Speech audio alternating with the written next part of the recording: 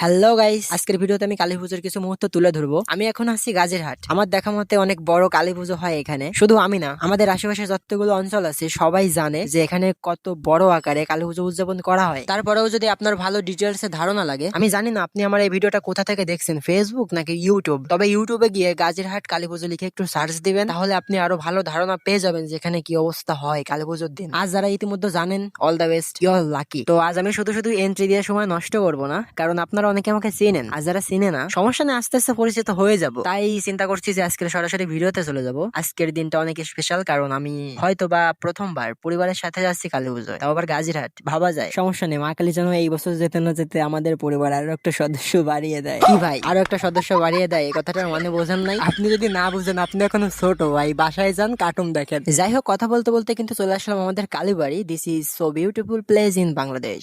ভাই, এখানকার যে অবস্থা, মানে আজ পর্যন্ত ঠিক আছে, একেবারে নরমাল। এখানে হচ্ছে 3 দিন যাবত কালী পুজো হয়, প্রথম, দ্বিতীয়, তৃতীয়। আমি আসছি প্রথম দিন এই অবস্থা, তার মানে বুঝতেছেন বাকি 2 দিন কি হবে। আজকে ভিডিও করার কোনো ইচ্ছা ছিল না, ভাবছিলাম পরিবারকে সময় দিব, কিন্তু যে অবস্থা, এটা দেখে আমি ভিডিও না করে থাকতে পারলাম না ভাই। ভিডিও করার নেশা হয়ে গেছে, নেশা। এটাই হচ্ছে আমার একমাত্র নেশা, যার মাধ্যমে আমি আমার প্রিয় মানুষকে ভুলে থাকতে পারি। বাহ, টিকটকে ডায়লগ দিয়ে দিলাম, অস্থির না?